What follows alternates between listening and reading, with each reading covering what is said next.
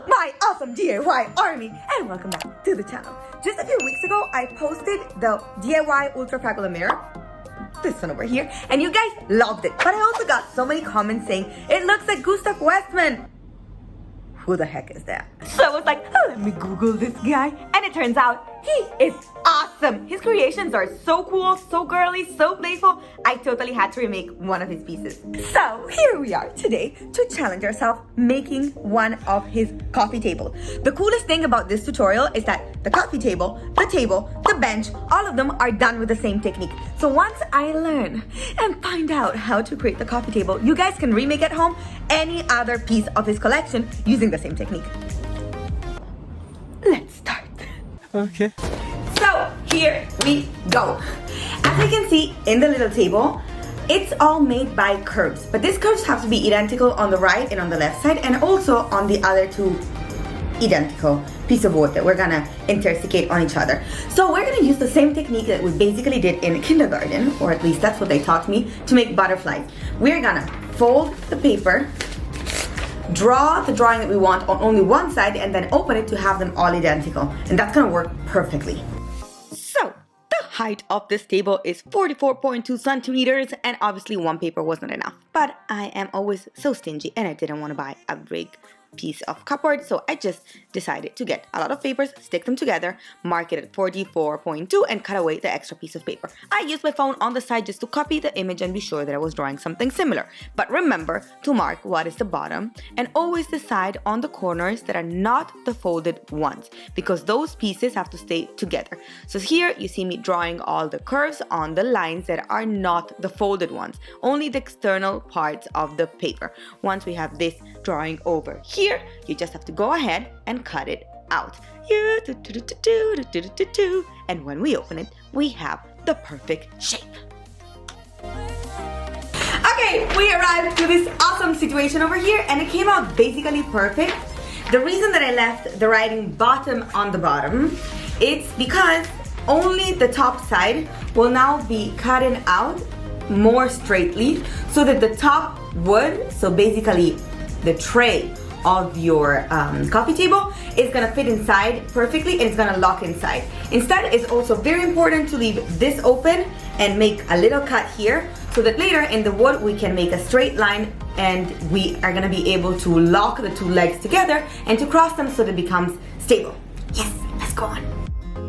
So here you see me folding it again to go and cut straight line where it's not the bottom. In this way, you have a cavity where you can put your tray of your coffee table. Also, it's important, as I told you, to mark the center and cut it out so that you know what the center is, and we're gonna measure what is the dimension of the line, so the hole of the top, because that's gonna be the size of our tray. Here you see me doing the same exact size so that the maximum length is where it's gonna go inside the holes or the two legs. I hope this explained it well. Anyway, that's the drawing that you do. We fold it again, so to be sure that the curves are perfect, because nobody is Giotto over here and nobody's know how to make perfect circles. And only after that, we are gonna cut it out. Yes, guys, it turns out awesome. Here you see me soon, super proud, showing you the result.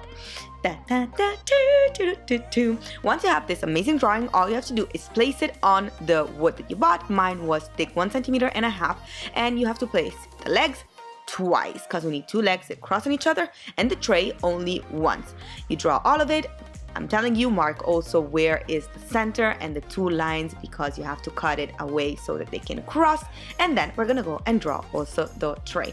Take out your super trusty jigsaw and now put some strength over there, because we're gonna have to go and cut it all out. It's gonna take you some patience, some effort, and a lot of strength to move all this around. But finally, here we have the first leg.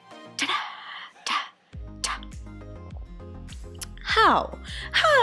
How are we gonna make it straight? You just use the extra piece that you cut out of your leg, so that you know how deep the hole has to be in which to place inside the wood. Let's cut it away. Now that you have the perfect size, you cut from the bottom up to the middle, and then from the top up to the middle in the other leg. Then we just sand it all away. Every single tutorial we make has that specific moment in which we have to find out if what I did has to be thrown in the garbage or if it actually works. here we are for the moment of truth. Are you ready? Dun, dun, dun, dun, dun. Yeah! Okay, guys. So cool. Works.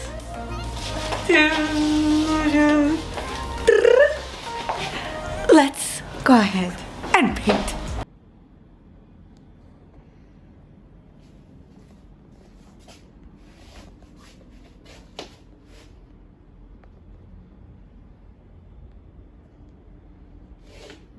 About the painting, there's honestly not a lot to explain. Just buy a paint that is correct for wood and paint it in the color that you prefer. If it's already crossed the two legs, or if you prefer to do first the top and then the bottom of it, do whatever you prefer.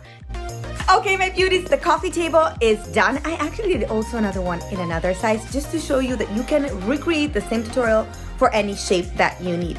Don't forget to subscribe and come next week because we're doing the etc. chair. Like, this is such an amazing piece. If you would have asked me months ago, there would be like no way that I could do it. Instead, I figured it out. Okay, guys, let's go and see the tables.